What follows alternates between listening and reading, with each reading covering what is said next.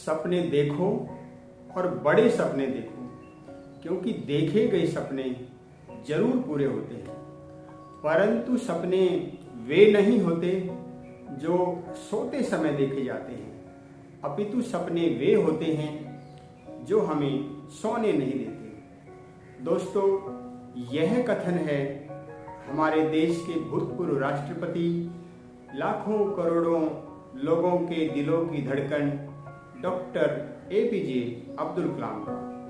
नमस्कार दोस्तों, मैं नरेंद्र कुमार अपने देश के भूतपूर्व राष्ट्रपति डॉक्टर एपीजे अब्दुल कलाम के जीवन से संबंधित दो घटनाओं का उल्लेख करना चाहूँगा जिनसे हम बहुत कुछ सीख सकते हैं।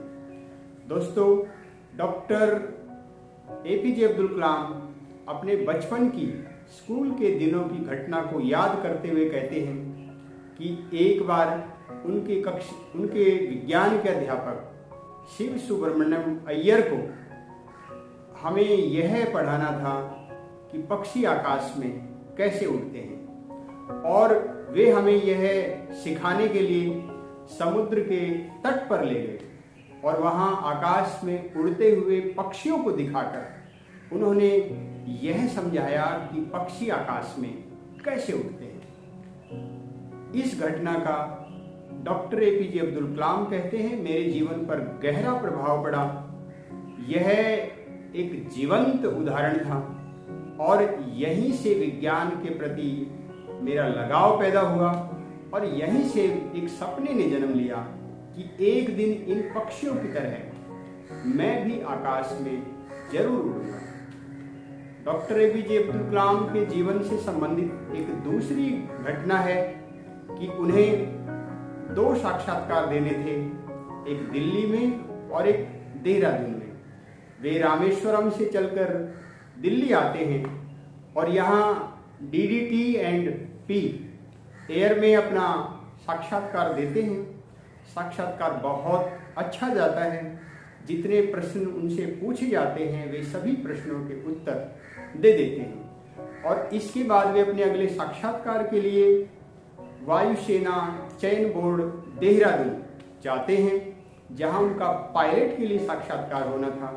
और दोस्तों, पायलट के लिए 25 कैंडिडेट आए हुए थे, उनमें से 8 का सिलेक्शन हो जाता है और डॉक्टर एपीजे अब्दुल कलाम को 9वां रैंक मिलता है। बाद में कारण जानने पर उन्हें यह पता चलता है कि वायुसेना के पायलट के लिए बौद्धिक प्रतिभा की अपेक्षा उसके बाहरी व्यक्तित्व पर ज़्यादा ध्यान दिया जाता है। दोस्तों, एक प्रकार से डॉक्टर एपीजे अब्दुल कलाम द्वारा देखे गए उस सपने का अंत होता है जो उन्होंने सोचा था कि एक दिन मैं भी आकाश में पक्षियों की तरह उड़ूंगा। डॉक्टर एपीजे अब्दुल कलाम एक बार तो निस्तब्ध कुछ देर खड़े रहते हैं। उन्हें कुछ नहीं सूझ पाता कि अब मैं क्या करूं। डॉक्टर एपीजे अब्दुल कलाम ने ऋषिकेश और वहां के महात्माओं के बारे में बहुत सुना था।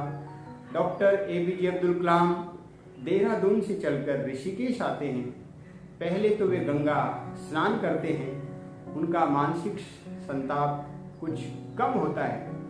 उसके बाद वे शिवानंद आश्रम जाते हैं। आश्रम में जाकर जब वो देखते हैं बहुत सारे साधु समाधि में लीन हैं और वातावरण एक दिव्य आभा से युक्त है और सामने से साधु आते दिखाई देते हैं जिनके मस्तक पर तेज चमक रहा था, जिनके चेहरे पर एक अलग ही तरह की आभा थी। डॉक्टर एपीजे अब्दुल कलाम उन्हें प्रणाम करते हैं और बिना किसी औपचारिकता के स्वामी शिवानंद एपीजे अब्दुल कलाम से पूछते हैं कि बालक उदास दिखाई देते हो, क्या कारण है? कारण बताने पर शिवानंद स्वामी कहते हैं शायद नियति को यह मंजूर नहीं था कि तुम वायुसेना के पायलट बनो। नियति ने तुम्हारे लिए कुछ और सोच रखा है और यह नियति पहले ही तय कर चुकी है, परंतु इसे कोई नहीं जानता। तुम जाओ और अपने लक्ष्य के लिए सही उद्देश्य की तलाश करो।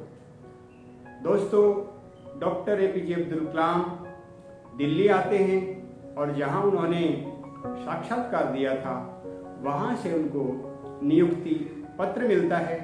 और आप तो जानते ही हैं कि डीआरडीओ में काम करते हैं, रक्षा मंत्रालय के विशेष सलाहकार बनते हैं और बाद में राष्ट्रपति जैसे उच्च पद को सुशोभित करते हैं। दोस्तों, ये घटनाएं इस ओर संकेत करती हैं कि हमारे द्वारा देखे गए सपने जरूर पूरे होते हैं, परंतु उन सपनों के पीछे हमारा 100% समर्पण होना चाहिए।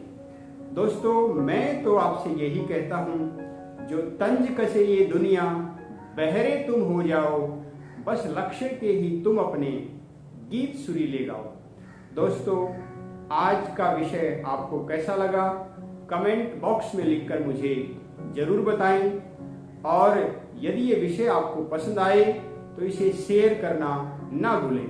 यदि चैनल को आपने अब तक सब्सक्राइब नहीं किया तो चैनल को सब्सक्राइब भी कर लें। और दोस्तों, गर्मी का समय आ गया, अपने घर की छत पर या बालकनी में पक्षियों के लिए दाने पानी की व्यवस्था करें। घर से बाहर निकलें तो मास्क पहनकर निकलें और भीड़ भाड़ से बचें। दोस्तों, फिर एक नई कहानी के साथ, नए विषय के साथ आपसे मिलना होगा।